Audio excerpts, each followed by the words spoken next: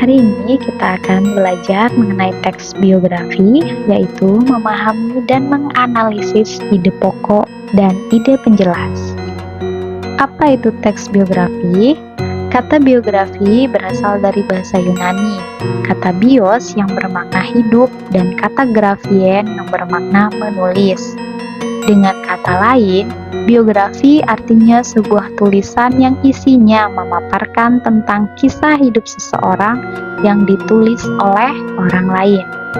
Umumnya, biografi berisi tulisan yang memaparkan riwayat kehidupan seseorang berdasarkan fakta, data, dan peristiwa atau kejadian yang dialami.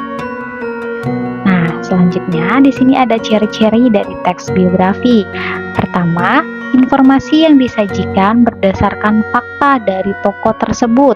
Yang kedua, memiliki struktur baku, yaitu orientasi, peristiwa, dan reorientasi. Yang ketiga, gaya penulisan dibuat semenarik mungkin, yaitu dalam bentuk narasi. Yang keempat, kisah yang ditulis bersifat inspiratif, yaitu untuk mempengaruhi pembaca. Dan yang terakhir, terdapat pesan dan kesan dari tokoh atau seseorang yang dituliskan. Selanjutnya, struktur biografi. Struktur biografi terdiri atas 3 bagian. Yang pertama, orientasi. Orientasi di sini adalah pengenalan tokoh seperti nama, tempat, dan tanggal lahir serta latar belakang keluarga atau pendidikan tokoh.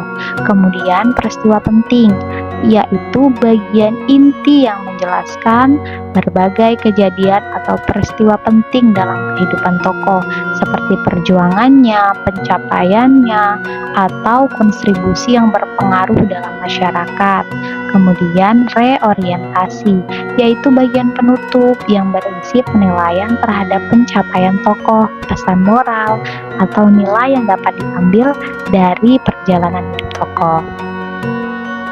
Ide pokok dan ide penjelas. Ide pokok yaitu sebuah topik yang menjadi pokok atau inti pengembangan suatu paragraf. Letak ide pokok umumnya mengikuti keberadaan kalimat utama, bisa di awal paragraf, deduktif, pada akhir paragraf, induktif, atau campuran keduanya. Ide penjelas yaitu gagasan tambahan yang menjelaskan, mendukung, atau mengembangkan ide pokok dalam suatu paragraf. Disebut juga sebagai gagasan pendukung. Selanjutnya, paragraf deduktif. Paragraf deduktif ini, kalimat utamanya itu berada di awal paragraf dan diikuti dengan kalimat penjelas. Mari kita simak contohnya. Sultan Mahmud Badarudin II adalah salah satu tokoh penting dalam sejarah Palembang. Ia lahir pada tahun 1767 dan menjadi Sultan Palembang pada usia muda. Dalam masa pemerintahannya, ia dikenal sebagai pemimpin yang bijaksana, pemberani, dan sangat menentang penjajahan Belanda. Ide pokok dalam paragraf deduktif tersebut adalah Sultan Mahmud Badarudin II adalah tokoh penting dalam sejarah Palembang.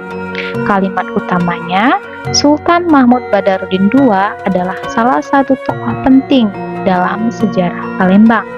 Ide penjelas, ia lahir pada tahun 1767 dan menjadi Sultan Palembang pada usia muda. Ia juga dikenal sebagai pemimpin yang bijaksana, pemberani, dan sangat menentang penjajahan Belanda. Lain halnya dengan paragraf deduktif tadi, paragraf induktif, ini kalimat utamanya berada di akhir paragraf dan diawali dengan kalimat penjelas. Mari kita simak. Karena ketegasannya melawan kolonialisme pada tahun 1821, Belanda akhirnya membuang Sultan Mahmud Badarudin II ke Ternate. Meskipun dibuang, semangat perjuangannya tetap dikenang hingga kini. Namanya diabadikan menjadi nama Bandara Internasional Sultan Mahmud Badarudin II dan dijadikan pahlawan nasional. Ide pokok dalam paragraf tersebut yaitu Sultan Mahmud Badarudin II dikenang sebagai pahlawan nasional karena perjuangannya. Kalimat utama, meskipun dibuang, semangat perjuangannya tetap dikenang hingga kini. Ide penjelas, Karena tegas melawan kolonialisme, Sultan Mahmud Badarudin II dibuang ke Ternate pada tahun 1821. Namanya kini diabadikan sebagai nama Bandara Internasional Sultan Mahmud Badarudin II.